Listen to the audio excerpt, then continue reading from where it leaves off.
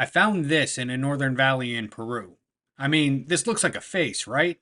But the strange thing is that it's over 750 kilometers from Nazca, where one would typically find most large geoglyphs. I figured it was probable that there would maybe be other geoglyphs nearby, so I kept searching around and I found these faint etchings here. And a bit further north, based on the compass orientation, there was this circle in shape here.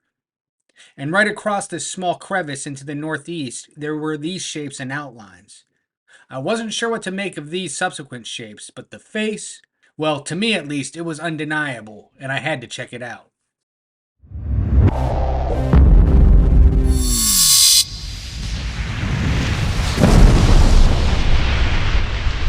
Now, for the most part, when Peru and the term geoglyph are put together, one will immediately think of Nazca, where in the Nazca Desert in Peru, there are these huge geometric designs of animals and shapes, which, except for a handful that can be viewed by standing on the peaks of nearby mountains, they're only visible from high up in the air. The majority are attributed to the Nazca culture from about 500 BCE to 500 CE, and while there are a handful that are attributed to both the preceding and subsequent cultures, the Paracas and the Huari, respectively, the majority are attributed to the Nazca. And they were created by removing the dark soil and rocks on the desert surface, revealing the lighter layer beneath. And there's been multiple theories over the years as to their purpose, yet at the core, they still remain a mystery. Some of those theories include celestial alignments, pointing to underground aquifers, pilgrimage points for offerings, and even runways for extraterrestrial species. Recent research, though, suggests that the lines may have been an ancient form of desert communication, pointing out routes to travel to neighboring locations throughout the terrain. But that's all in Nazca, in southern Peru. Where I found these geoglyphs was over 750 kilometers north of Nazca, in an area definitely not known for geoglyphs. So I had to go see for myself in person.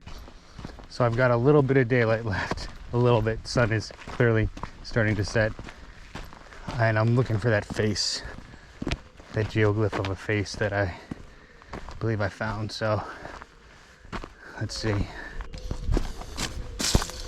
Looks like I gotta walk through here. This was the patch of agriculture I was navigating through.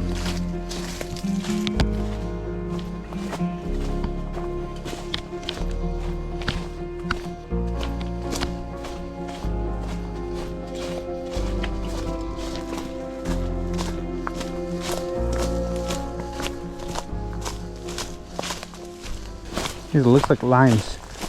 They're limes. That was a weird sound.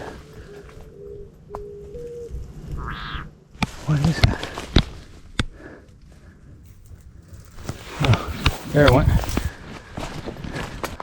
Alright, this is the next thing I need to endure, it seems.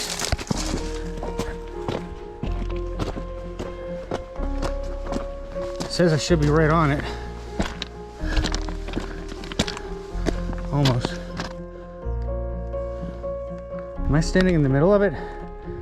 I've spent a lot of time searching for information and documentation, and even after speaking to a couple of archaeologists in the field, there does not seem to be much information that one can find about these particular geoglyphs. There. Huh. You can see it. There's the circle. Looks like the eyes right there. Looks like the eyes right there. No way. No way. I was definitely wrong. What I was looking at was not the eyes or actually any part of the face. Alright, let's set the drone off. Apparently, I was severely underestimating the scope of that geoglyph.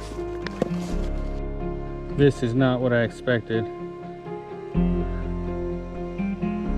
Those are spirals. Those are definite spirals. How come nobody's found these?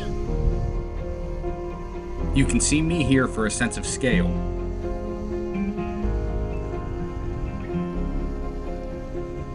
Oh my gosh, there it is. I knew it. I knew it.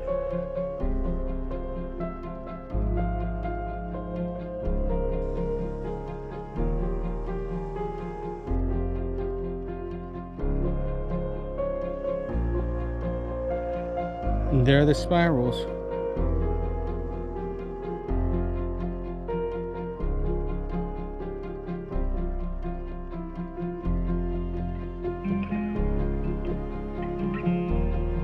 I wasn't really sure what to make of this one, but it was clear that there was human involvement in its construction.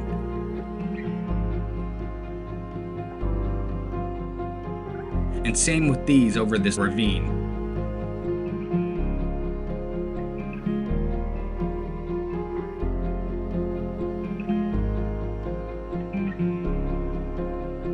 It's likely that millennia of environmental changes and erosion have taken its toll on some of what was here and what remains.